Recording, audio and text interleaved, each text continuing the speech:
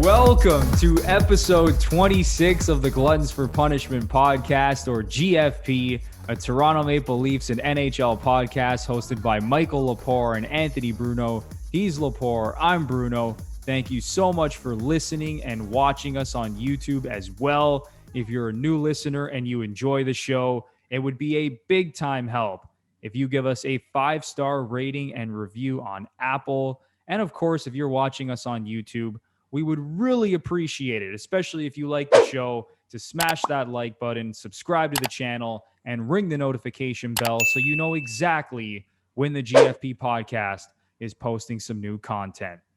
All right, everybody, as of Sunday, June 27th, 2021, the Montreal Canadiens and Tampa Bay Lightning are in the Stanley Cup Final, getting set for Game 1 on Monday night in Tampa. We're going to get into that. We're going to preview the Stanley Cup Final, give you our predictions. We have lots to talk about in this episode. But before we get to that, it is time to welcome in my partner in crime, Mr. Michael Lepore. How you doing, man? A+, Bruno. Finally confirmed. The Montreal Canadiens have turned the world upside down and are in the Stanley Cup Final. We're here, man. Our first season. We have a Stanley Cup Final episode to do. Episode 26. Shout out to who I think is a very underrated player in Maple Leafs history, defenseman Alan Stanley. People are raising their eyebrows. Alan Stanley, 4-time Stanley Cup winner in the 60s and Hockey Hall of Famer. Big shout outs to Alan Stanley. Love it, man. Awesome player, man. Awesome player, but very well recognized with the Rangers too. But as you said, lots to talk about. We have 2 great series to run over and a Stanley Cup Final to talk about. So let's do it, brother. Absolutely, man. Yeah, so Lepore, let's just get right into it. And let's start things off with the Habs and Golden Knights. Let's start things off with the Habs. We always start things off with the Montreal Canadiens. Those Montreal Canadiens. We should go back in episodes and see how much time has been dedicated to the Montreal Canadiens versus the Toronto Maple Leafs since day one on this podcast. Oh, it's hilarious. I think we've actually now maybe talked about the Habs more than the Leafs in the short history of this podcast. It's close at least. But yeah, let's talk about that semifinal series. Habs and Golden Knights. We both thought the Golden Knights were going to win that series. Same with 99% of the hockey world. And the Knights got off to a great start. They won Game 1, 4-1. They looked like they were probably going to cruise to a series victory. But of course, the Habs won 4 out of 5 games. Yep. So, Lepore, the first topic of conversation here is what on earth happened to the Vegas Golden Knights? Because we had a team that finished second overall in the standings. And honestly, you could have made the argument that they were the best team in the NHL in the regular season, just based on the complete package in terms of how good they were offensively. They were the number 3 offense in the league. They were the number 1 ranked defense in terms of goals against per game. Marc-Andre Fleury had a phenomenal season. So what the hell happened to this team? How did they lose 4 out of 5 to the Montreal Canadiens? Bruno, often things happen in sports that are truly, truly difficult to explain. And I think we'll look back at what happened to the Vegas Golden Knights in this series as one of those things that we'll debate about for a very long time. They full on ghosted. That team was awful. And you look at their star players and their big names and the guys who failed to show up. And I'm sure people are already trying to interrupt me and saying, wait, what about the Leafs? Like Matthews and Marner and those guys, where were they against Montreal? What I'll say about those guys against Montreal is they just couldn't finish. Matthews and Marner were creating chances. I was noticing them. They had the puck in the other team's end. The star players for Vegas were nowhere. You could have told me today that Mark Stone didn't play that series, and I'd be like, yeah, I didn't notice him. So he was a complete ghost. Unreal, man. Could not generate any offense to save his life in that series. Unreal. And being from Ottawa, I mean, people love Mark Stone here. He's a fantastic player. He's obviously the captain of the Knights. But for a guy like that to have a 21 goal season, he was well over a point a game, and I think really and truly established himself as a star in this league. You see the Team Canada mock-ups. He's there. People calling him one of the best two-way players in the game. And now this year, he stays healthy. He's had some injury problems in his career, and he has a great season statistically. And here he is, Mark Stone. And you can picture him, man. He's an emotional guy. I heard someone say he'd be the worst poker player in the world because he just wears his heart on his sleeve. Like, you can see that image of him just like lifting the cup with that like grunt he does. But he was nowhere. Absolutely nowhere. And you can run down the list of Knights players. And someone posted the other day. So you had Pacioretty, 24 goals in the regular season. He scored once. And that one goal came when they made a switch up and he was playing on the third line. As I said, Stone, 21 goals in the regular season, 0 in that series. Marchessault, 18 in the regular season, 0. Alex Tuch, 18 this series, 0. William Karlsson, 14 this series, 0. Chandler Stevenson, Riley Smith, also with 14 the regular season. Stevenson had 0. He had his injury problem, but Smith with 1. Like, crazy. You're Montreal not going to win. Held Vegas forwards to 5 goals in that series. Impossible. What I like to do is like when after a series is finished, it goes both ways for me. Like, I like to look at a certain stat and be like, let's say you told me that, would I know what happened? And sometimes it's funny because you'll look at a certain stat. Like if someone told me that the Leafs against Montreal were going to average only 2 goals against a game, I would have said, well, the Leafs then probably won, but they didn't. So it's interesting to have that discussion. Whereas Vegas, imagine someone told you that. I'd be like, well, number one, I wouldn't believe it. And number two, I'd be like, well, they obviously lost, and they did. And it's nuts, man. I think the greater question is, and you can talk about this all day long, why did that happen? I mean, it's guys failing to show up, and that's on its own. Why did that happen? It's credit to Montreal for shutting guys down.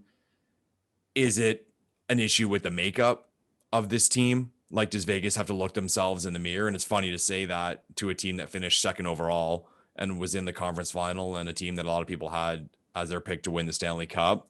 But to me, it's a great talk, man. Like, this Vegas Golden Knights team, like, I'll ask you, like, where do you see it? Like, what was the reason for this disaster for the Vegas Golden Knights? Yeah, I think it was absolutely on the offensive side of things. I mean, you ran down the stats. Montreal held Vegas' forwards to 5 goals in 6 games. So they got 13 goals in total. 8 of them came from defensemen. 13 goals in 6 games. Crazy. 13 goals, and 8 of them came from D-men. And their D-core is nice. Like, that's how they're built. Oh, yeah, that's how they're built. Great playoffs. Wings. Yeah. Shea Theodore, excellent player. Even Alec Martinez, news came out the other day that he was playing on a broken foot. Ooh. I mean, that dude is a warrior, and he had a good playoffs as well. So, yeah, when I look at this Vegas Golden Knights team, and a lot of people were talking about this, even going back to like the Colorado series, where Vegas's like one weakness is down the middle. Like when you look at their centerman, right? Chandler Stevenson, who's one of the most underrated players in the league and had a great season, you know, playing on the top line with Stone and Pacioretty. Like, he's, at the end of the day, is he a true number one center? I don't think so. He's a really good player, but he's their number one center. Then you look at William Karlsson, Nicholas Waugh. So you go down and you're like, really? You're like, this team could certainly use an injection of talent, especially at the center position. So it's almost surprising when you see how good they are, and then you're reminded of their centers. That always happens to me with Vegas. Exactly. Whereas like you compare them to Colorado, for example, and you got Nathan McKinnon and Mikko Rantanen and Gabriel Landeskog on the first line, like 3 absolute studs. And you go down and Burakovsky, and even, I mean, Kadri didn't play into the series, obviously, because of his suspension. But like that Colorado team, I think up front definitely had more talent than the Vegas Golden Knights. So yeah, like their inability to generate offense against Montreal was just, man, oh man, that was tough to watch. And listen, credit has to be given to the Habs, because clearly now there has been a trend where they've been able to neutralize the other team's best players throughout the playoffs. We saw them do that against, you know, the Leafs with Matthews and Marner. And listen, you know, William Nylander had a good series, and Matthews and Marner, like you said, Lepore, like they still generated chances. Did they look like they did in the regular season? No, but those two guys still combined for 54 shots on goal in that Habs series in round 1. And then in round 2, Mark Scheifele goes down, hits Jake Evans. He's out, their best player. That threw a wrench into their lineup as well. So if you look at it, Montreal, and listen, I don't want to call them lucky because we've talked about this, but the one thing I've always looked at when it comes to the Habs as their weakness is their talent and depth down the middle. And when these other teams have been affected by that, you have John Tavares in round 1, Scheifele in round 2. Vegas loses Chandler Stevenson in round 3 for 3 games. And I'm not saying that that's why the Habs are here because it's all luck. But what I'm saying is that they caught a break in terms of like their main weakness is their talent down the middle. And in all of these series, the playing field has been evened in that way. When you're eliminating all these centermen, and when you have a Vegas team that's also not very good down the middle, that was a good spot for Montreal to take advantage of. And we saw their top 4 defensemen step up. Those guys have been beasts. Sherratt, Weber, Petrie, Edmondson, obviously Carey Price. The guy's a .934 save percentage in the playoffs. And then you look at their penalty kill. Lepore, their penalty kill has been off the charts, man. They haven't allowed a power play goal since the first round against the Leafs. They've gone 2 straight rounds without allowing a power play goal. So when I look at the Vegas Golden Knights, going back to them, yeah, it was their inability to create offense, and they have to find a way this offseason to bring in some more talent up front, or else that team is probably going to just be in the same position they're in right now. Because a lot of those guys, I heard them at the podium after the game, they were saying this is the best team that they've ever played on. Guys like Alec Martinez and Pietrangelo and some of the other forwards, they're like, this was a great team. This is probably the best team I've ever played on. And they lost to the Habs in 6 games.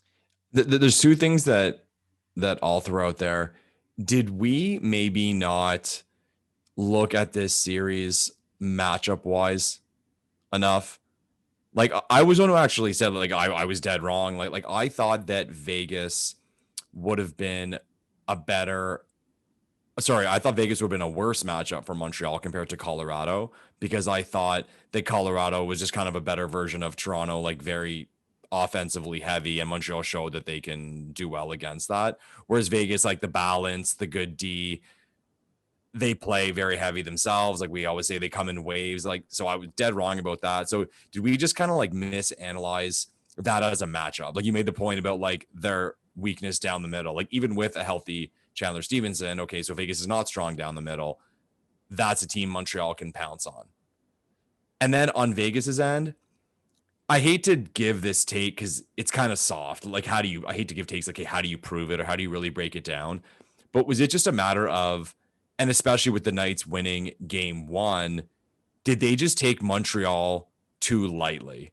Like, was this an arrogance issue? Because looking back to game 1, I remember Montreal played really well.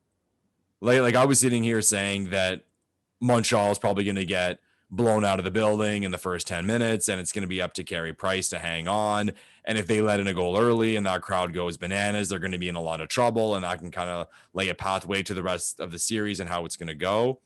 But Montreal was great in the first game, especially the beginning of the game. I think they were like out shooting them like 10-2. Oh, yeah, that first period, the Habs came out and they looked great. Yeah, so was it a matter of almost like Vegas was lucky to win that one, and it kind of played with their minds in the way like, oh yeah, like woohoo, we won game 1, didn't even play that well, and they just got arrogant. And it's that thing where it's kind of like a slippery slope, and you see it in college football all the time when you have like that juggernaut team playing that low ranked team, and the game starts and things aren't going well, and because you were overconfident, and that other team's playing well, and once the game starts, you can't get out of it. It's like you're here now, like you're in a battle and you have to will yourself to this win. Was that what happened to Vegas in this series, where they took Montreal too lightly?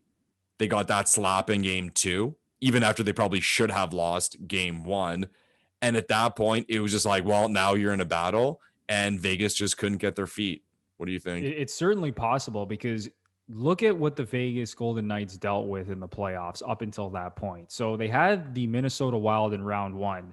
Who they gave a lot of credit to. Like, I've heard Peter DeBoer talk about Minnesota. He's like, they were a really good team. And even going back, remember, Lepore, to our playoff preview, how we mentioned that they had a losing record, I believe, against the Minnesota Wild in the regular season. And that was a tough series. They blew a 3-1 series lead. They battled back through adversity, won that series. Yeah, Then I they picked go into Minnesota round to win that two. series, if you remember, actually. Yeah.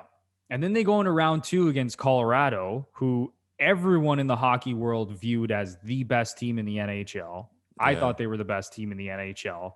Colorado wins the first two games, and then Vegas rips off four in a row, shuts down McKinnon. McKinnon went 3 games without a point. Vegas was just all over them at the end of that series. So if you're Vegas, you're thinking, okay, we just got through Minnesota in round one, who gave us fits in the regular season and is a low key, really good team.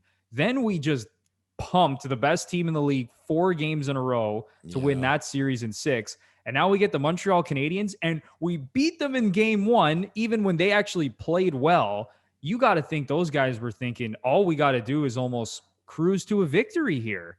And I remember Yeah. Peter DeBoer, after the Fleury game, the Fleury blunder game, The Fleury game. that Yeah. they dominated, DeBoer said, and I even mentioned it on the podcast, he goes, if we play this way the rest of the series, he goes, I have a very tough time believing that they're going to beat us 2 more times to win this series. So Mhm. I think you do bring up a good point there, Lepore, that they probably were a little bit arrogant. And they're a team, obviously, in their 4 years of existence that's had a lot of success. And I think that it almost got to the point where maybe they thought all we got to do is show up here and we should get through this series. And man, the Montreal Canadiens gave them a rude awakening. Because if you look back now, again, how we can look back at the series. Now, they probably should have won game 3 because the whole Fleury thing. But as we already touched on, they very well could have lost or should have lost game 1. And then they won game 4 to tie the series, scoring like they scored midway through the third. They were losing and they won an OT. Those are the only 2 games they won out of 6 of this team that was second overall. Yeah, man. Like, I really do think, like, the more and more we go over it, I think it was between the years. And even, like, mentally speaking, the Fleury thing, that could have been really heavy. Again, like, we're victims of always looking at something because of the result. But there's always the what ifs. What if that doesn't happen to Fleury? That one play. Vegas goes up 2-1 in the series. And, like, we have no idea if they also would have won game 4. Like, it wouldn't have played out exactly how it played out because it would have changed everything. But either way, Vegas would have taken home ice back and been up 2-1. Yeah, that was essentially the series, right? Yeah, there. like, if someone pointed to that and said that was the series, they got a point. Like, I mean, I'm not sitting here saying Vegas deserved it. They definitely did not deserve it. Montreal, this was the best Montreal played, without question. This was a Montreal team that looked awesome. Like, watching these games, and it was kind of funny because going into game 6, my buddy, like, the Habs were still, the smart money was still on the Habs. Like, they were still like plus 125 at home. And it was funny because they were out playing Vegas. And the build up to the game, like, they're showing all the fans outside the Bell Center, and the pregame was like, the Habs are going to win. They've been playing awesome. Like, the vibe was like, this is it. And my buddy and I were laughing. We're like, they're going to lose now, because this is the first time all playoff that it seemed like the people around the Montreal Canadiens were kind of confident. So we're like, get ready for Vegas to score early, and it's going to be an easy game. We're going to game 7, and Montreal pulled it off. But it was just funny how that vibe came over Montreal, and they pulled through. And like I said, they deserved that vibe because they played so well. Like, it was weird. Like, and we'll say about Montreal that you could tell the way they were playing against Vegas that they were like, Vegas, I'll flip it to Vegas. Like, Vegas was having fits. Like, that feeling of knowing that every time they counterattack on us, we're in trouble. Like, you could tell Vegas just had that nervousness. Like I really do think it was between the ears for the Knights, man. And like, where they go forward, we can talk about that, because it's kind of funny to talk about a team that was so good, but like kind of needs major changes, right? Yeah, that's a team that has to find a way in the offseason to trade. I mean, I don't know if there's, I don't know the list of unrestricted free agents off the top of my head, but they have got to make a move to bolster that top 6, because they have some nice players on the wing. Like we mentioned, like Mark Stone as your captain, that's sure, on the wing, that's pretty damn good. He's a really good player. I know he was awful in that Habs series, but even Pacioretty, I mean, he's getting a little bit older, but I mean, Pacioretty's still a good player as well. And I know he was also invisible for the most part. He had game 6 on his stick. If you remember, he had a point blank chance in overtime before Montreal scored and Carey Price shut the door. But that would have been actually kind of pretty cool if Pacioretty found a way to score the OT. Cool for winner. us. But no, they certainly have to find a way to add some more talent up front. But Lepore, you want to shift over to the other side of things now? Sure, but I'll ask you one question. So we've talked before about the Pacioretty Suzuki trade in the past and how it's not too often that a deal like that is done and we can look back and say, yeah, that worked out well for both teams because Pacioretty's doing really well in Vegas and Suzuki looks awesome in Montreal. Here we are. Montreal beat Vegas in the playoffs, and we're pointing to center depth for the Vegas Golden Knights. Do the Las Vegas Golden Knights now regret that trade? Ooh, that's a tough one. Because I think now if this team continues on the trend they're going with of like near misses and you see the trajectory of Suzuki, I think it's an easy answer. In a couple of years, like we'll be like, yeah, no, that was the mistake. And they knew what they were getting. They were going for win now mode. So they would say, no, that's wrong to say. But you know where I'm going with that. I mean, Suzuki's shown he's a player. So no, that's a good point. I think like for right now, it was the right move for Vegas because they brought in a high scoring winger who's been a really good goal scorer for the Vegas Golden Knights in his whatever it's been now, 3 years that he's been there. But moving forward, oh yeah, big time. Seeing the way that Suzuki has progressed and the player that he can still become, because I don't think we've seen the best of Nick Suzuki yet, obviously. So I think, like you said, if you go down, if you go 3-4 years into the future, I think they're really going to start to regret it, especially if Suzuki becomes the centerman that we think he's going to become, that we've talked about on this podcast many times. So yeah, I think that's definitely a situation that they're going to end up regretting. If there's no ring on the finger. Yeah. Oh, yeah. Sure. Oh, yeah. 100%. Yeah. But all right, Lepore, let's shift things over now to the other side of this. Talk the dark side of the force. The Montreal Canadiens, because this run has been unbelievable. And listen, going back to the first round against the Leafs, we've talked about this ad nauseum, okay? I wasn't sold because the Leafs outscored the Habs, outshot the Habs, outchanced the Habs. Jack Campbell had a better save percentage than Carey Price. No John Tavares. And the Leafs had a very good chance to win that series and probably should have won that series. We all know they choked it away. So I wasn't sold on them yet. Then you go into that second series against the Winnipeg Jets, and Mark Scheifele gets suspended game 1. And that obviously had a big effect on the series. But Winnipeg just looked terrible. They couldn't, again, I'm not taking things away from Montreal and saying they didn't deserve it. But Winnipeg looked like very good. Winnipeg looked like shit against the Oilers too. Yeah, they looked bad. I think we can all admit that Winnipeg was probably like one of the 2 or 3 worst teams in the playoffs this year, even though they swept Edmonton in the first round. Yeah. So even after that series, I'm like, you know what? Now they're facing Vegas. Like, this is the real test. And like you mentioned, Lepore, that was the best the Habs played all playoffs. Like, that to me was super impressive. What they were able to do in that series to completely shut down the Vegas forward attack and to really outplay them, especially the second half of that series. Because the first 2 or 3 games, you could say that Vegas had the edge just in terms of, controlling the play and possession and all those things. But towards the end of that series, man, it was all Montreal, and they completely deserved it.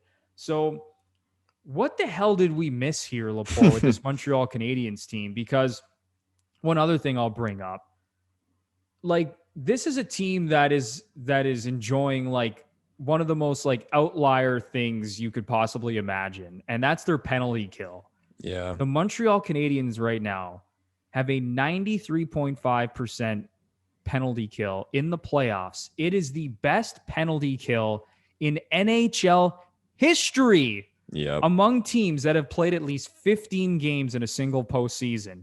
They have not allowed a power play goal in 2 straight series. So when you have something like that, And when you add that to the way that Carey Price has been playing and the way that they've committed to their defensive structure and some timely goal scoring from Cole Caulfield, I mean, then maybe it lines up. But Lepore, man, I'm having a difficult time just like looking at their regular season, even looking at some of the things they did in the playoffs and making all of this make sense. But like I said, it all started to come together for me when I saw what they did to the Vegas Golden Knights. So what's your take on that? For that penalty kill, what's the actual number? Like, how many have they killed? I believe it's 43 of 46 that they've killed off. So I think if I remember correctly, I saw that they've allowed 3 goals while being shorthanded and scored 4. Yes, that is correct as well. Yeah, they have a positive goal differential shorthanded. Like in the list of like, where am I? Like, where am I? How is that possible? But I think it's like it's kind of like a perfect storm of things. I think when you're a team like that and you're playing a style like that, I think 2 things happen. Number one, as time goes on, and if it is successful, you just buy in more and you become more confident with it and more relaxed with it. And I think that is happening to Montreal. Like now they go into penalty kills and they're not even going to flinch. They're not even worried. When teams dominate them like Vegas did in game 3, they're not worried. They're just, we've been here before. This is how we play. And then I think the biggest X factor here to me is Caulfield. He's changed this team. That kid is a stud. He is a scorer. He's going to be a star in this league for a long time.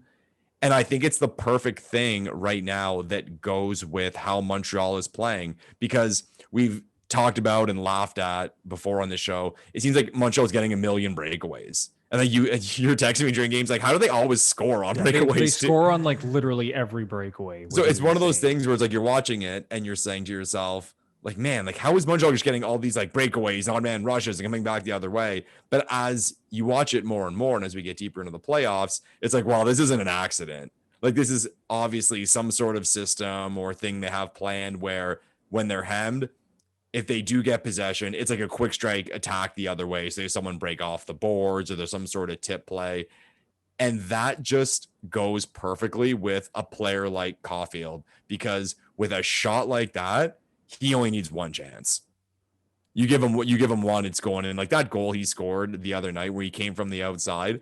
And man, so sick. The biggest thing to me, and like I love this shit. I totally love this shit. When he scored that goal, the look on his face, stern. He's to a point now, I know what I'm doing. I expect to score. He didn't even have a grin. He just looked his teammates in the face and put his arms in the air. So when you have a kid that confident, who's that good, who fits in perfectly with what Montreal is doing, that's dangerous. That's dangerous. And again, how it plays on the other team. If you're playing against them, there's that thing of like, normally you should be very happy and confident when you have the puck in the other team's end. But you have one side of your brain telling you that, well, if we do get a scoring chance, it's against the best goalie on the planet. And then we also have to be aware that this team is comfortable with us in their own end. And God forbid, if we make a mistake, the smallest mistake, we have this roadrunner going back the other way who only needs one chance to go bar down. So these teams are probably playing nervous, even in the offensive zone. So, and like I said, you have teams playing nervous, and then you have Montreal totally comfortable. They are totally comfortable with how they're playing right now. And like I said, the longer this goes, the more relaxed they are with it and the more they believe in it. And this is one of the rare times I think something can really truly go away from the underlying numbers, because it's mental to them.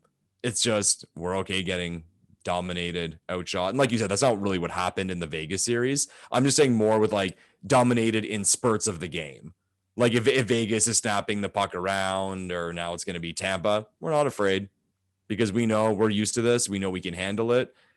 And even running around, well, if running around, maybe we take a penalty. Well, we seem to be doing well with those too when we're shorthanded, and we got some firepower going back the other way. So I think the mistake we made, like you said, like kind of like what is Montreal, or like who are they?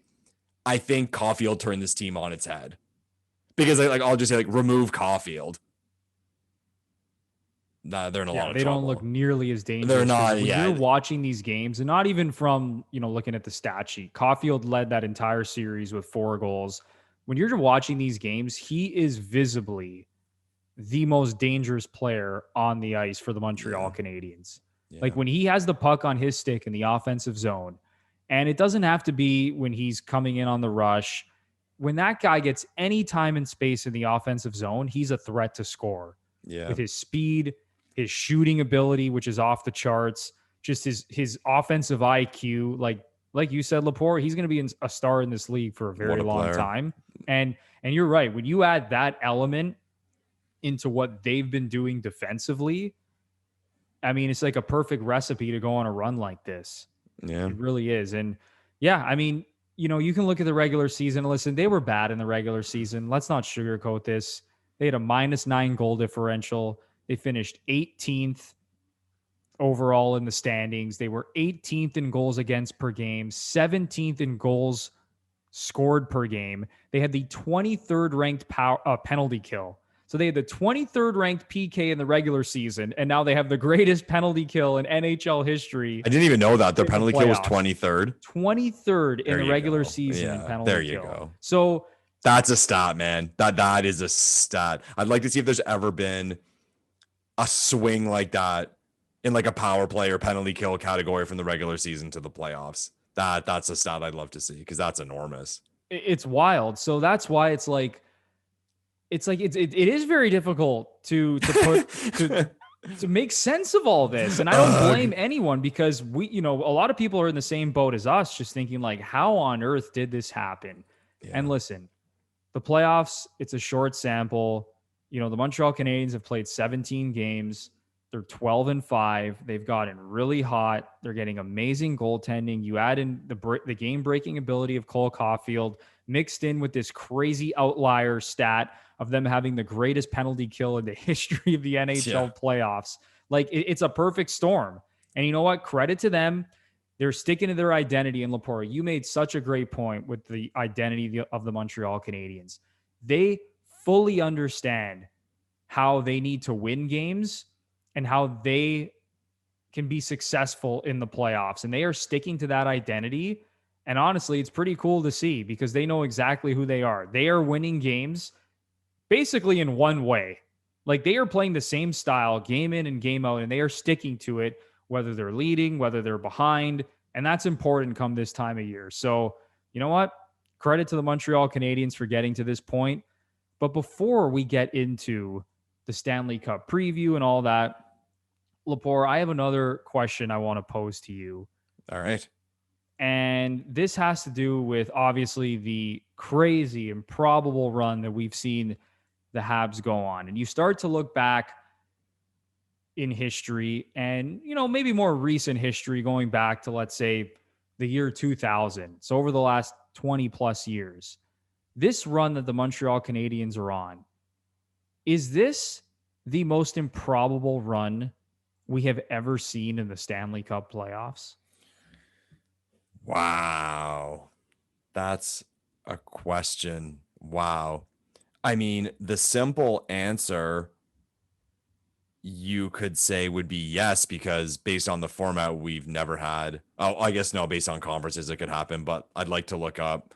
I mean, I'd bet the 18th best team in the league has never been in the Stanley Cup Final. But I look at the ones in recent past. Okay, let's do it. Like, funny, there was Canadian teams. I mean, there was Calgary, there was Edmonton.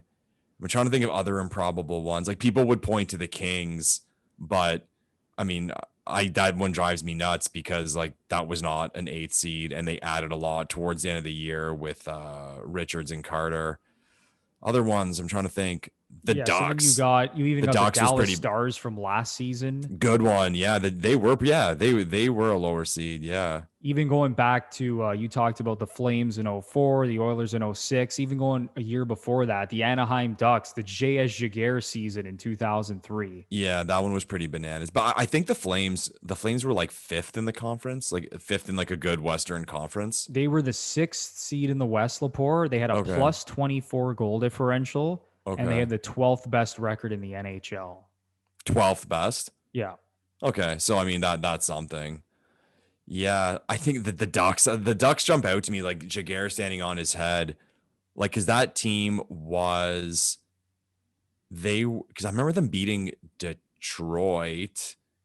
Were they weren't an 8 seed, were They they? were Or the were seventh seed in the West. the But yeah, I 7 believe seed?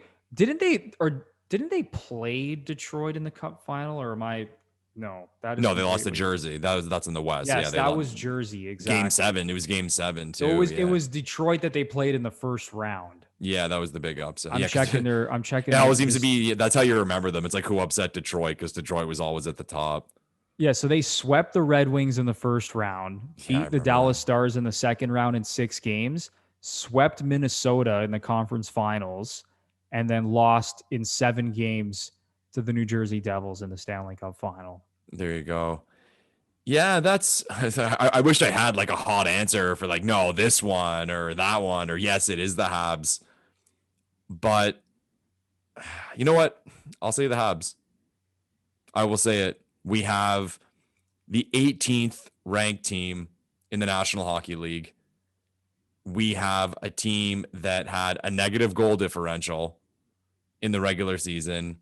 We have a team that, like, let's face it, like, even Price didn't have a good year. Like, we thought he might be an X factor in the playoffs only because of confirmation bias on what we saw in previous playoffs. But if we were basing it on his regular season, we wouldn't have thought that goaltending was going to be Montreal's get out of jail card when it came to teams that finished ahead of them. You had a team that was like inserting a bunch of kids to try to like get some firepower. They did have some players that like were kind of beaten up during the year. Yeah, like if the Habs aren't one, like they're 1B, like on that list, like let's face it. And they did beat really. I mean, maybe because we're not as surprised as Leafs fans. Like we look back at those old series or older series and say, wow, that team knocked out like the second seed Red Wings, or they knocked out whatever team was at the top. Montreal beat Toronto. Like Toronto was what, fourth or fifth in the league? Yeah, In the in terms of their old, I think the Leafs I think maybe finished sixth in points percentage in the Okay. regular season, and they were a top 7 team just in Sure. And terms the of gap overall was record. with like 3 games to go, they were like in the talk for the President's Trophy. So Montreal beat one of the top teams in the league, and then they did it again in the conference final. Like I'd like to see, like, you know, Money Puck does that like pie every day on like odds to win the Stanley Cup. Like even during the regular season, they do it for like chances to like make the playoffs and all that. I'd like to see like a progression of Montreal percentages of different things from like even day one of the regular season. Because I imagine what Montreal was when they were down 3-1 to Toronto. Like their odds to win, you probably would have Almost got like like zero at that zero. point Like to win the cup, like a imagine little bit above zero. imagine that bet you would have got at that time for Montreal to win the Stanley Cup. And for them to, Insane. yeah, that's why. And again, like that, no one knew about that in terms of improbability. If we look at it at that point, it might be the most improbable thing ever to happen in the Stanley Cup playoffs. But even then, like the Geeks, would they have Toronto at like 75% chance to win that series? They were an underdog against the Jets. Were they? I mean, I know they were, but like, how bad was it? I Yeah, don't they were really a remember. slight underdog. I think some of the analytics guys on Twitter that were, releasing their models and probabilities, some had it closer to a coin flip. Like Okay, some had it like 51-49, like 52-48. Like it was more of a coin flip, obviously, sure. than the Leafs series, which the Leafs were an insane favorite in that Yeah, first it was round. like it's impossible essentially Even with the. Vegas was a I huge was gonna favorite say, in the Final Four. I was gonna say it must have been well, like I said before, even the games in Montreal was a plus. Even when Montreal, I think when Montreal went up 2-1, it was a coin flip at that point, or even at that point, Vegas was like 52% to win. Vegas was still the favorite to win that series, even being down 2-1. Yeah. So even And 3-2, I'd like to see it like what it was at. Like, it must have been even close to a coin flip because they were favored in game 6 and would have been a heavy favorite in game 7 had it gone back home. But I'll stamp it. I'll stamp it because even too, I think if we look back at those teams, okay, we say the Ducks, that team had like Korea and Solani, right? Like they had Jaguar, and like I think Jaguar is kind of like, and we went through an era of like really good goalies and really good goalies and a lot of big names. And Jaguar has always been kind of underrated to me. Like he had a good long career, like put up some good numbers, and he won a Conn Smythe as a loser, and then hasn't happened very many times. So, and like those other teams, like the Flames had like a Ginla and guys. That Oilers team, like they added Pekka, Pronger. They had goaltending that year. I mean, Montreal's goaltending now, but like they're just piling on. Like I think with Montreal, and did they not lose? Now my wheels are turning to prove the point that they may be the most improbable team to be in the final. Did they not lose like 5 in a row going into the playoffs? The Habs, Lepore, were, I believe, their last 22 games were 8-13-1. There you go. I think they lost like their last 5 going into the play. Now that may have been a thing where like they were locked in and they didn't care. They had one of the worst records. It was them, and that's what's so funny is that them and the Winnipeg Jets were like two of the worst 5 teams like heading into like in the entire league. Yeah, remember like the Jets had legit the worst record in the NHL the last like 12 games of the season. And then you go back the last, like I said, 23 games. Montreal won 8 of their final 23 games and had like a minus 27 goal differential. Yeah, I know we were sitting here at the end saying like we hope Winnipeg falls to 4 because how bad and checked out they looked. Like they just horrible all around. But yeah, I'll stamp it. I will call the 2021 Montreal Canadiens the most unlikely Stanley Cup finalists in recent history. There you go. Bruno, agree or disagree? Lepore, I completely agree because Nice. I have gone through the list, and the best comparison that I have in terms of looking at what this team was in the regular season and what they were able to do in the playoffs was the 2010 Habs, who didn't get to the Stanley Cup final, who lost in the conference final. So that was the 2010 Habs, who were the 8th seed. They beat Washington in round 1. Then they beat Pittsburgh in round 2. And that's the closest comparison that I have. Because like I said, this 2021 Habs team, okay, -9 goal differential in the regular season, 18th best record, 18th in goals against per game, 17th in offense, and the 23rd ranked penalty kill. So everyone wants to talk about how great their penalty kill is now, which obviously, like I said, is the best penalty kill in the history of the NHL playoffs. And everyone wants to talk about how great they've been defensively. Well, in the regular season, they were 18th in goals against per game. They were not good defensively in the regular season. So I went through the list and I looked at all these numbers, and the closest comparison I got was that 2010 Habs team. They had a -6 goal differential in the regular season. They had the 19th best record in the NHL. So obviously very close to this year's Habs, who were 18th best. They were 11th in goals against per game, 26th in goals for per game, and they had the 12th ranked penalty kill. So of all the teams that I looked at, that includes the 03 Ducks, 04 Flames, 06 Oilers, even the 2012 Kings, who you brought up, the 2017 Senators, who didn't get to the Stanley Cup final. They lost in the conference final. And then the 2020 Dallas Stars, which was also a pretty improbable run to the Cup final. So, yeah, I have this Habs team number 1. And especially, like you mentioned, Lepore, when, you go through those first 4 playoff games against the Leafs, they scored 4 goals in the first 4 games against the Leafs.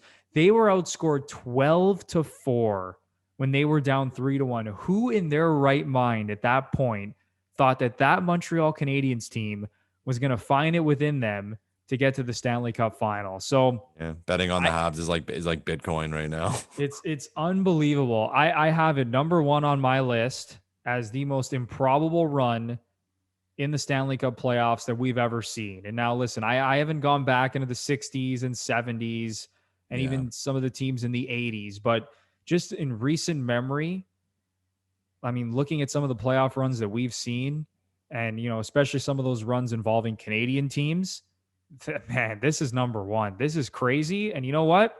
Sometimes It's amazing. Sometimes it's a weird year, man. We're in a weird world right now. Why not? Let's do it. Let's have something bananas happen. Sometimes crazy shit happens and you get hot and things come together at the perfect time and you get the 2021 Montreal Canadiens. So congrats to you, Montreal, on this unbelievable run. It's funny because after I said that Korea, like the Ducks had Korean Solani, I was like, wait a second. In 2003, I think Solani may have been gone by then. So I just quickly checked.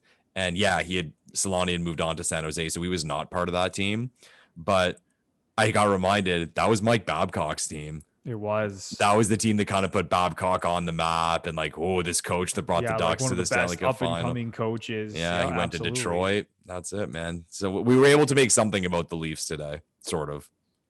We always fit them in somehow. Yeah, it's not that hard. Always find a way. All right, Lepore. So let's move on now. Now that we've talked about the Montreal Canadiens for the last, the last 40 minutes? I thought you were going to say last 6 weeks. Yeah, exactly. Let's talk a little bit about the Lightning and Islanders series. Okay. Because that was a series where, I mean, a lot of people probably looked at it in the same light as Vegas and Montreal. Now, listen, I thought the Islanders were a lot more alive to win that series than the Habs were to win the Vegas series. Mm-hmm. And, that's an Islanders team that's proven it over the last 3 seasons. I believe they've won 6 playoff series over the last 3 years. Barry Trotz is widely viewed as, if not the best coach in the NHL, one of the top 2 or 3 coaches. He's an absolute stud with his ability to just basically take almost any roster and go on a playoff run with them. Seriously. But this Tampa Bay Lightning team, man, we talked about this going back to our playoff preview. That's a team that didn't have Kucherov all season. Stamkos only played 38 games, and they still finished with the 7th best record in the NHL this year. Imagine being that good. Like we talk about the shit they pulled being 18 million over the cap. You have to, as an organization, be okay with removing that and be fairly certain you're going to make the playoffs anyway.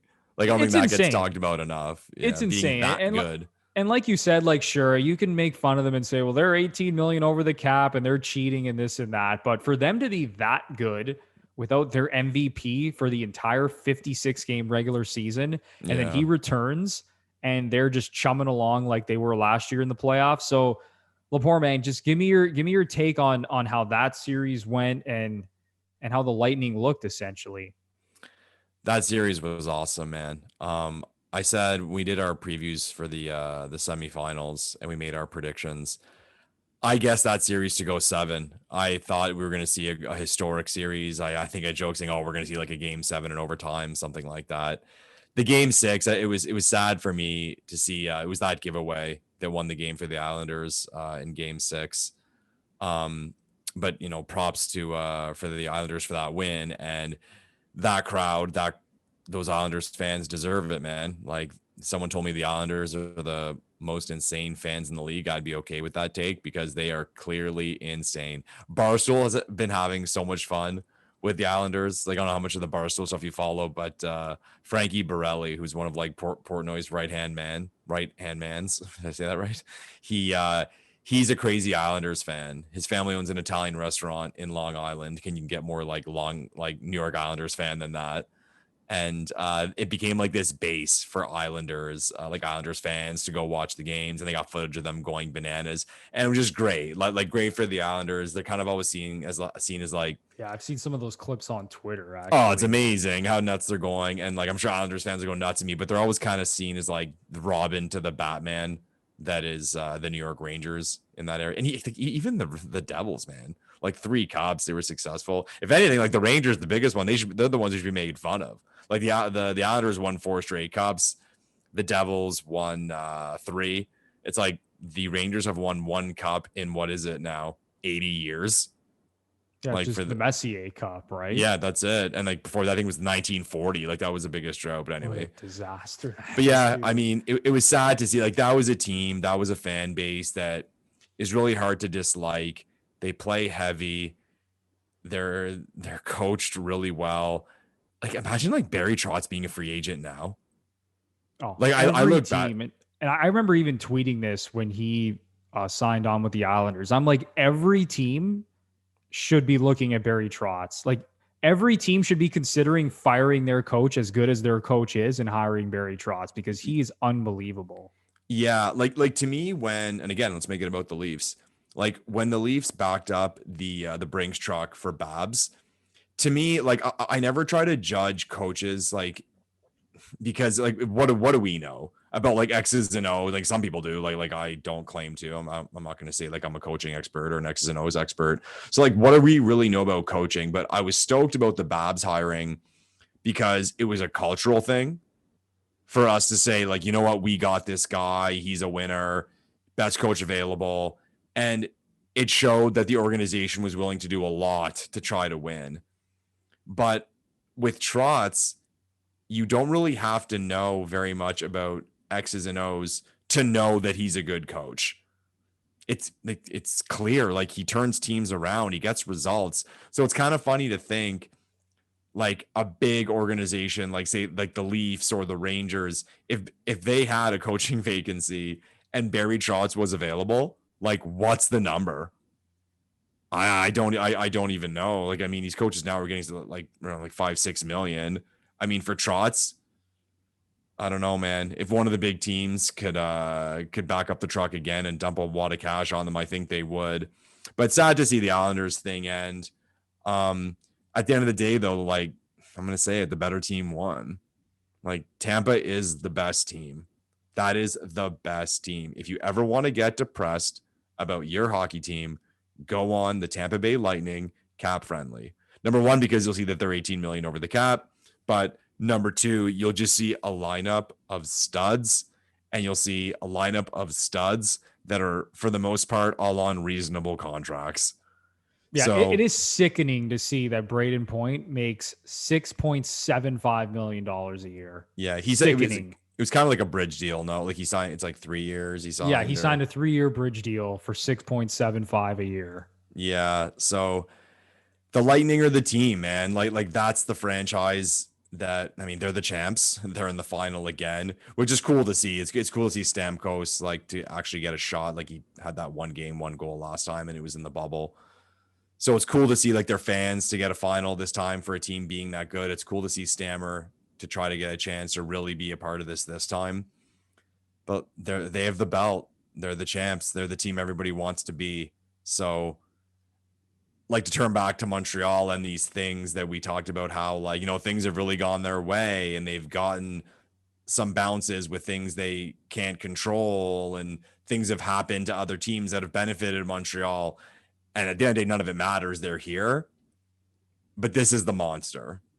Like all that talk about how things have gone Montreal's way will go out the window if they beat the Tampa Bay Lightning, because I think Tampa's just that good. And just going back to like the Islanders series, I think the Islanders kind of were like the type of team that could have beat them because of the style, the coaching. They were getting goaltending, and like they came close. Let's face it, 1-0 in Game 7. But like there was this thing in my head. I don't know how you felt about it, but we all like most of us had Vegas versus the Lightning in the final based on the semifinals. Like I thought Tampa was going to destroy Vegas. Like in the back of my head, I'm like, yeah, Vegas is just not going to beat Tampa. Like their style, the way they play just doesn't match up well. Like the Lightning is just too good. Like that's kind of the way I saw it. And I even saw it back looking at Colorado. I'm like, Tampa is more experienced. They're just too deep. They have that star power like Colorado does. I just thought when push came to shove, I'm like, yeah, Tampa's going to nip them too. But here we are, like Montreal Canadiens, Tampa Bay Lightning. Tampa though, man, like that's a team that, you know, like I said, you know, a team is really good if you go on their cap friendly and it makes you cry and it makes you question your fandom of your team. It makes you question every decision your hockey team has ever made. We gave this guy what? Like what?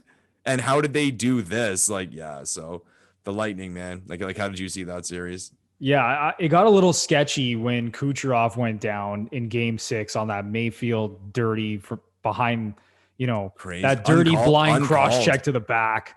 Uncalled too. Crazy. That was brutal. No call on the play. So Kucherov goes out in game 6. Obviously, the Islanders win game 6. They force game 7. And you're thinking, man, and you know what, Lepore, the first thing I thought of is I'm like, Montreal is going to get to the Stanley Cup final, and then they're going to face the Tampa Bay Lightning without Nikita Kucherov, without the leading scorer in the playoffs the last 2 seasons. Yeah, because so it was really good to see Kucherov back in the lineup in game 6, because I thought a lot of Lightning fans were probably terrified, trying to win that game 7 without him. Yeah. And I believe he played a little over 16 minutes in game 7. So not like a typical Nikita Kucherov game, but, nice to see him play that many minutes in a game 7. So, yeah, I thought that was a little bit concerning for Tampa, but I'm just so impressed by their ability to play any style possible. Yeah. Like, if they want to muck it up like the Islanders and play a low-scoring game, by all means, let's do it. Do you want to run and gun and play with us and you want to score a bunch of goals? Let's do that as well. And you saw that in the 8-0 drubbing. But this is a team that can adapt to I already forgot about that 8-0 game. Wow, he's reminding me. They beat 8-0. Wow. Yeah, that team, man, they can flip a switch and play like literally any style possible. And that's what I'm so impressed with, because a lot of people view the Tampa Bay Lightning, and I guess it was fair to view them in this light before they won the Stanley Cup last season.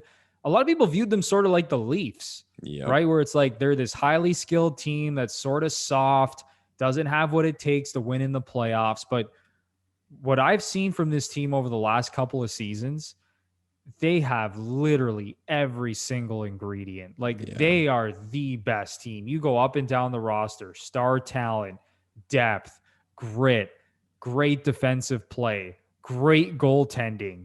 Like, that team is just so good top to bottom. And I thought a lot of people were getting cute in that game 7, because I saw a lot of people on Twitter being like, Islanders are going to win game 7. They're the underdog. Take the Islanders. Like, it's their time. And the Lightning literally beat the Islanders at their own game, winning a game 1-0 on home ice where they mucked it up and had to grind it out. And that's what impressed me so much about the Tampa Bay Lightning, specifically in that series, was their ability to essentially beat the New York Islanders at their own game. And that's why I think the Lightning are the best team in the NHL. And Lepore, that's the perfect segue now into our final topic of this show, the Lightning and Habs meeting in the Stanley Cup Final.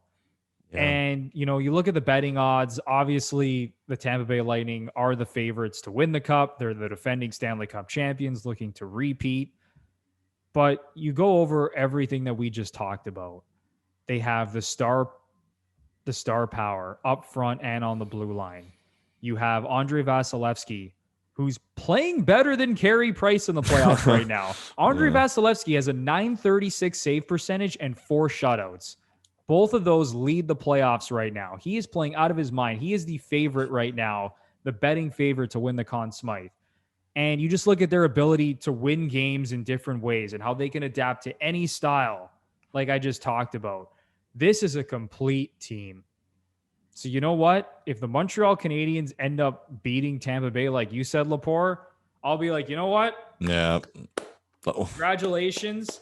But this team is an absolute beast. And you know what? We're going to reach a point here where something's got to give. And I've mentioned this now several times on the podcast. The Montreal Canadiens have the #1 penalty kill in NHL playoff history. This is going to be the new, it's a new take a shot game. How often Bruno brings up that stat. It's unbelievable. The best penalty kill in playoff history among teams that have played 15 games in a single postseason. But saying that, the Tampa Bay Lightning roll into the Stanley Cup Final with a 38% power play. So is that sustainable? 38%. Yeah. So both of these are not sustainable. Something has got to give here. The Habs have gone 2 straight series without giving up a power play goal. So, Lepore, man, what's your take on this series, Habs and Lightning? I think we are going to get a classic. I think we are going to get a good, long series. One thing I will say about the Lightning is that I cannot see what happened to Vegas in that previous series happened to them. And I'm referring to what I said before as how I think Vegas took the Habs lightly. This Lightning team will not take the Habs lightly. They've been around. They've been through a lot together. We talk about like how they were swept by Columbus. I think a lot jumped out at me with how they handled Game 7. Here you have this high stress situation where they lose Game 6 on a turnover in overtime in the Islanders building, and all this pressure is on them to go back home and win Game 7. And it's funny for me, like I always feel I think a little different than most people when it comes to Game 7s. I almost feel like if I was a player, I'd rather be the road team. Like I always feel like going into that building, going nuts, like almost like the expectation to come out at 100 miles an hour, lay hits, score early, like may get to me. Whereas if you're the away team, you just go in there dialed in. Obviously, you're the underdog, is typically like the home team's favorite to win.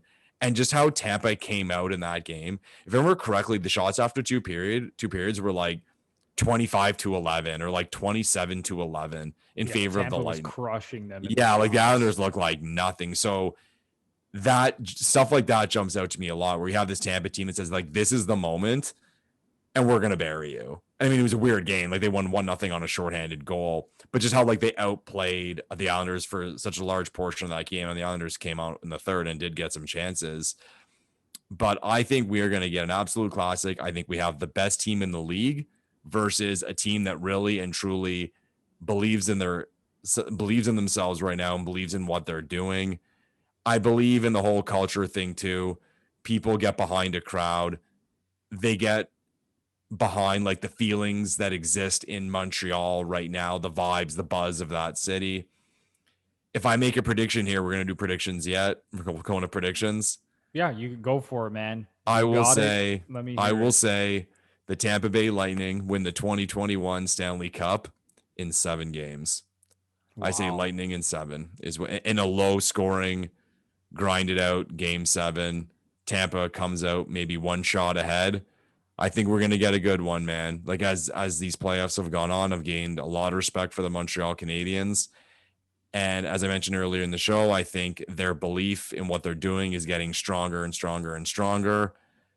And whether it's sustainable or not, with regard to the metrics they're putting up, we'll find out. Or it's going to keep going and whatever. Like how you said, something's got to give. Like, yeah, like Tampa Bay. What, say 38%, you said? Just on 37.7% on the power play in this year's playoffs. Yeah, so someone would say, like, well, that's not sustainable as well, like just as unsustainable as Montreal's penalty kill. So we'll see. Maybe just both sides kind of putter down to what we see as normality, and then it looks kind of basic as the playoffs roll down. But as a neutral hockey fan on this one, I am really and truly excited for a series that I think people are going to talk about for a long time. I think it's going to be a good one. I do think, and like I said this about the Vegas series, and I was dead wrong. Game 1 is so important for Montreal. So important because, like, let's face it, they are playing a team that is on paper better than them.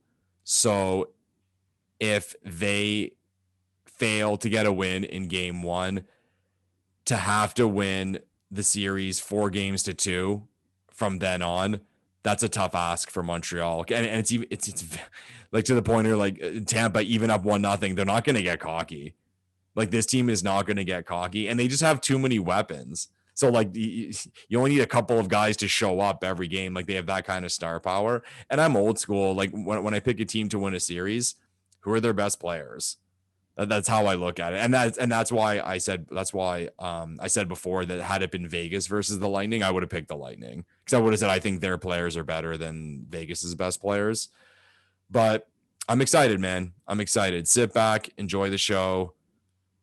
Tampa Bay Lightning, 7 games.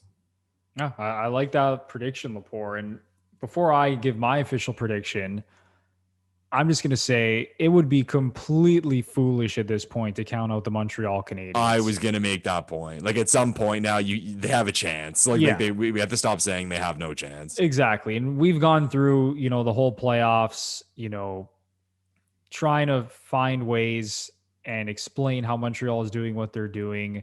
And we were chalking it up to a bunch of different factors. And we thought that they were going to lose every series this entire playoff run. But what they've done, or what they did against the Vegas Golden Knights, was super impressive. And that made me become a believer in what they're doing. As much as they, have that outlier stat with the penalty kill, and as great as Carey Price has been playing, and we like to bring that up all the time, like this team is on this run because of their goalie. And honestly, you really could simplify that in a way also with this Habs team. That Carey Price, let's not kid ourselves here. He's been the MVP of this team. Yeah. He has a .934 save percentage in the playoffs. He has come up big game after game. Every big moment when that team needs a save, Carey Price is there. And he has looked so comfortable. He really is playing the best hockey of his career, or at least the best that I've seen him play in recent memory. Yeah. I mean, you go back to the gold medals and, some of the other runs he had. Didn't Carey Price win the Hart Trophy one year? I think he did. It was one year where he was just unbelievable. He won the Vezina. I believe he won the Hart Trophy. I could be wrong. I'll look it up. But, I think back to those seasons that Carey Price had, and the way he's playing right now has just been absolutely off the charts. And, you add in the fact that Cole Caulfield is giving them that game-breaking ability, something that they really didn't have throughout the regular season. As good as Tyler Toffoli was, and I know Tyler Toffoli has 5 goals in the playoffs right now, but he hasn't looked nearly as dangerous as he did in the regular season. Like Cole Caulfield, he's that dude right now. He's their guy where when they need something to happen, when they need to create offense, it's Cole Caulfield, it's Nick Suzuki, and those are the guys that are making plays happen. Now, can Josh Anderson catch lightning in a bottle and come down the wing and snipe one? Yes. But he hasn't been nearly as consistent in terms of generating chances as those two young studs have been throughout the playoffs. So, yeah, I think at this point, it would be extremely foolish to count out the Montreal Canadiens. But saying all that, this Tampa Bay Lightning team is unbelievable. And like you said, Lepore, they are absolutely not going to take the Habs lightly. This is a team that got swept in the first round in 2019 to the Columbus Blue Jackets. This is a team that's been through a lot of shit together. They've had disappointments. They've had triumphs. They've been through it all, this Tampa Bay Lightning team under head coach John Cooper. This is a team that has star power for days. Nikita Kucherov, Braden Point, who's having another unbelievable playoffs. What is he up to now, Braden Point? Let me check this out. He's got 14 goals in 18 games in the playoffs. He has 6 more goals than the guys that are tied for second in goal scoring in this year's playoffs. He's been ridiculous. And you go down, you look at even guys like Yanni Gourde, Andre Palat, Anthony Cirelli, Steven Stamkos, who at this point isn't even like one of their like elite secondary scorer. Steven Stamkos, he's almost like a role player on this team, which is crazy to say because 65 goal scorers. Steven Stamkos is unbelievable because he has been productive in the playoffs. He has 17 points in 18 games. But he's not even viewed in the same light anymore as guys like Kucherov and Point. And then you look at even like Alex Killorn, 17 points in 18 games. They have 5 of the top 6 leading scorers in this year's playoffs. And on top of that, they're the number 2 ranked defense. They've allowed a shade over 2 goals a game, 2.06 goals per game in this year's playoffs. Now, the Habs are right behind them. They've allowed 2.18 goals per game. So both of these teams, obviously very stout defensively. And then you look at Andrei Vasilevsky, who I mentioned, who's having a better postseason than Carey Price. As great as Carey Price has been, Vasilevsky has been even better than number 31. So I look at this Lightning team. They have no holes. They have the experience. They can play any style possible. You want to muck it up and play like the Islanders did? No problem. Tampa Bay can do that. You want to get into a run and gun game with Tampa Bay? No problem. They have all this star power and all this talent. And then you add in John Cooper, who you want to talk about the best coach in the NHL. He's got to be in the conversation. Yeah. I mean, that guy always presses the right buttons. He's been awesome. I mean, there's a reason the Tampa Bay Lightning under John Cooper have the best record in the National Hockey League over the last, whatever it's been, 6 or 7 seasons. See how confident he was after game 6? Like he just had the right demeanor. I should think he wasn't arrogant. He wasn't cocky, just had the right confident demeanor. I really liked it. Oh, absolutely. Because he knows exactly what this team is made of. And, we talked about how Montreal sticks to their identity. This Lightning team, they stick to their identity as well. They know exactly what they are. They know exactly what they're capable of. So I just have a very difficult time seeing Montreal beating this team 4 out of 7 games. I really do. And, I've talked about this before with the New York Islanders in the past. It's like, what's the ceiling for a team that's built like that? A team that plays a great defensive structure and has good depth, but is lacking that star talent.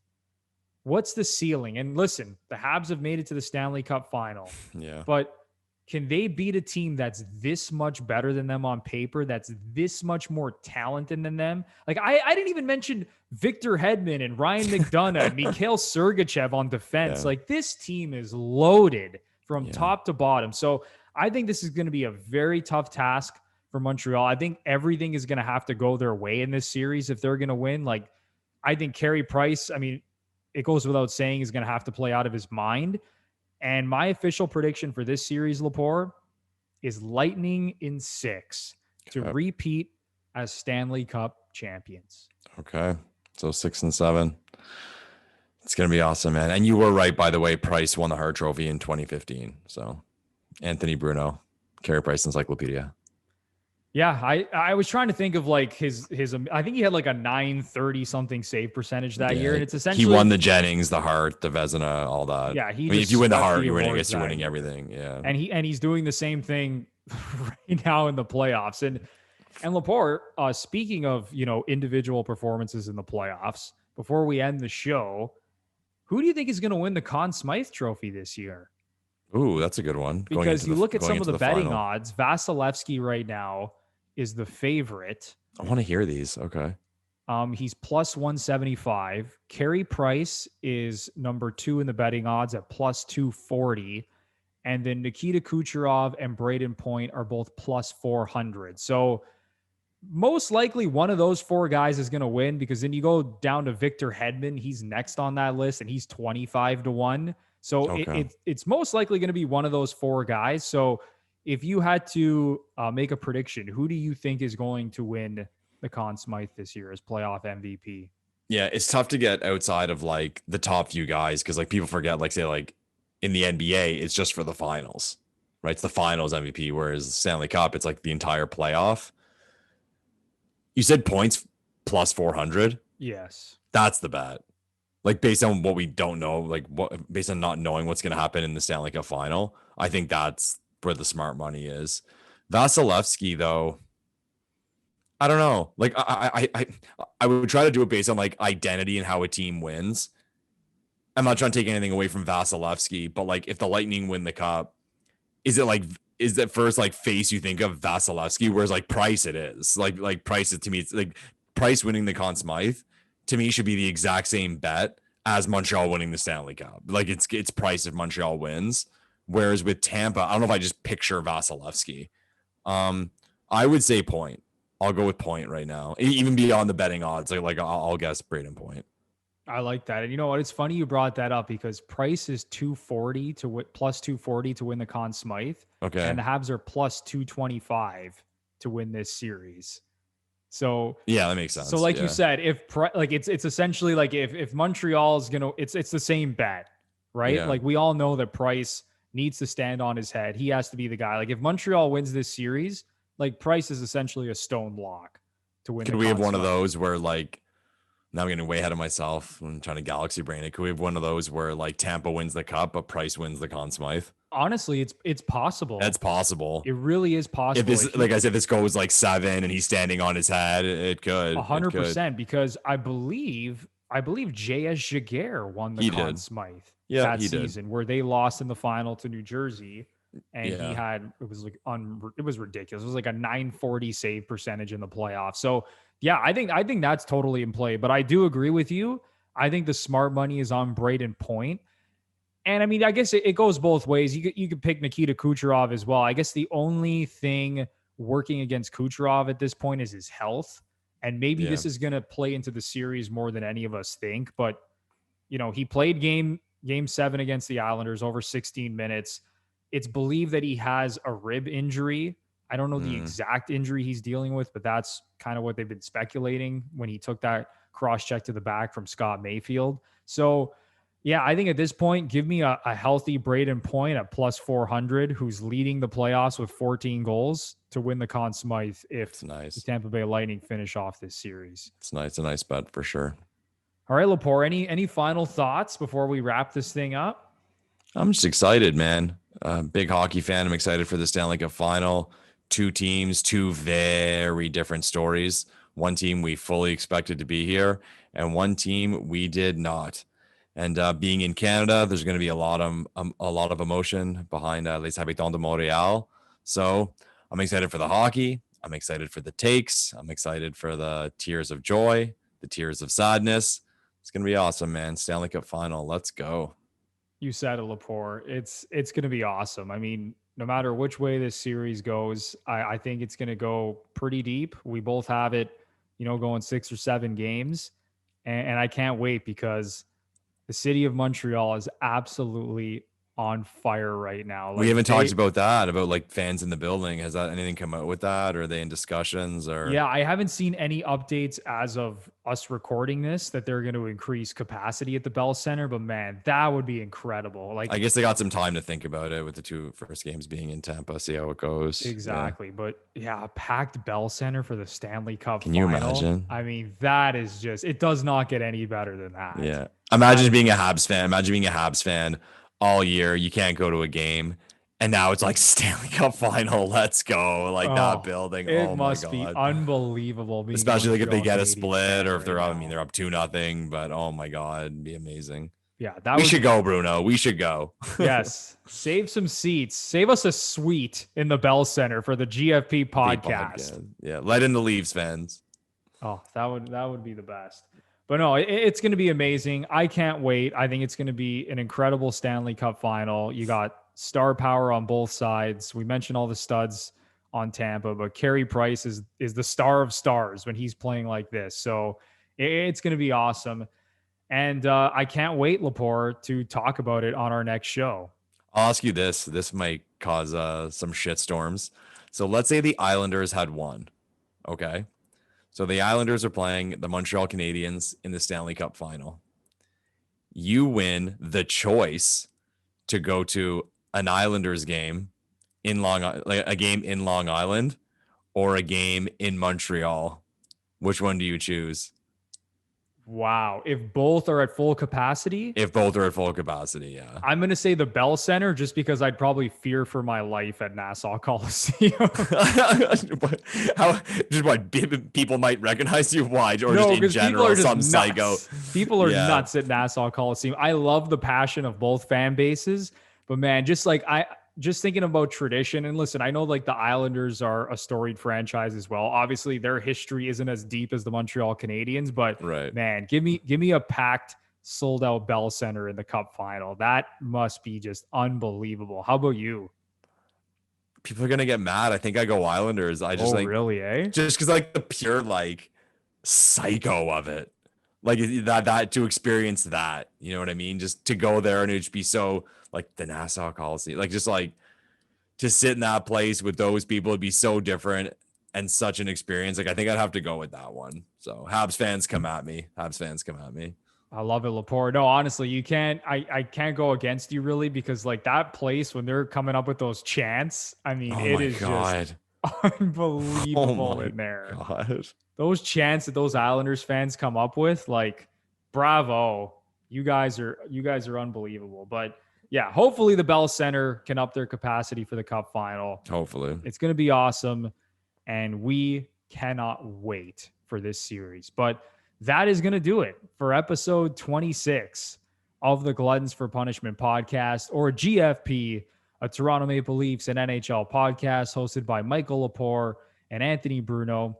And once again, I say this at the end of every show. If you enjoy the content and you're a new listener, we would really appreciate it if you give us a 5-star rating and review on Apple. It does so much to help the show.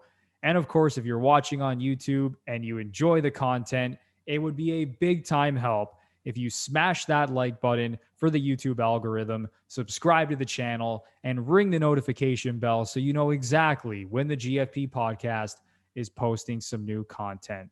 All right, everybody, enjoy game 1 of the Stanley Cup Final on Monday night. Lepore and I will be back next week to break down everything that's happened so far. And I guess we will see all of you then. So take care. Enjoy the Stanley Cup Final, everyone. That's a yo flow.